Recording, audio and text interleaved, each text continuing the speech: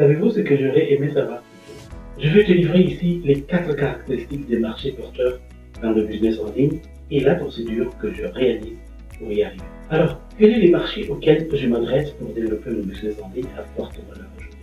Sache que pour toi aussi, il existe certainement un marché qui a grand besoin de tes compétences. Ta mission, c'est de le trouver. Et quand tu l'auras trouvé, tu décrocheras le gros lot. Pas besoin de rappeler qu'avoir un marché fructueux pour notre business est d'un avantage colossal. Mais pour que ce marché soit avantageux pour mon business, je recherche 4 indicateurs que je désigne par une procédure appelée marque. Oui, marque comme le prénom.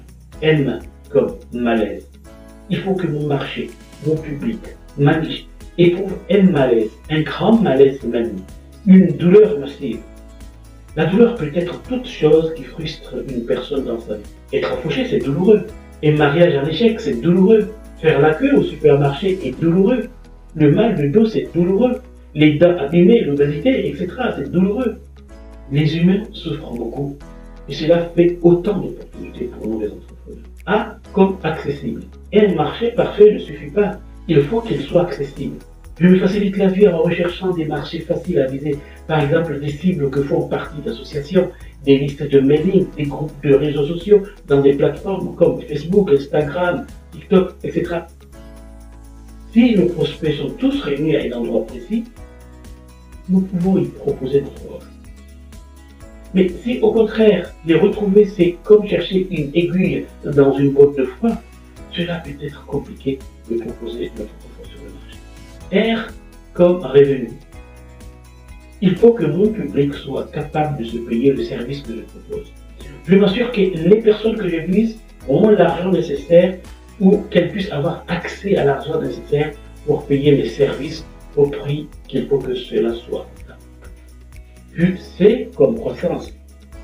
Je m'assure par ailleurs que le marché que je vise continuera de croître tant en pouvoir d'achat qu'en nombre de clients.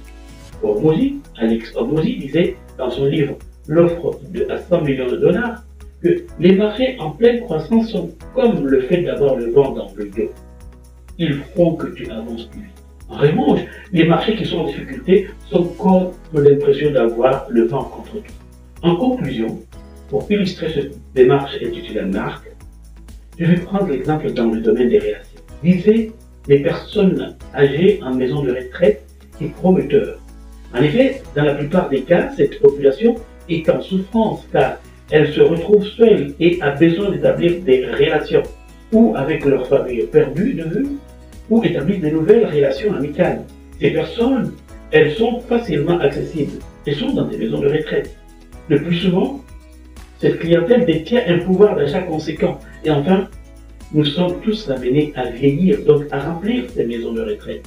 Contrairement à un public qui serait des jeunes de 18-25 ans, qui, eux, ont tous les atouts pour établir des relations. Alors, si tu penses que cette vidéo t'a apporté de la valeur, je t'invite de l'enregistrer.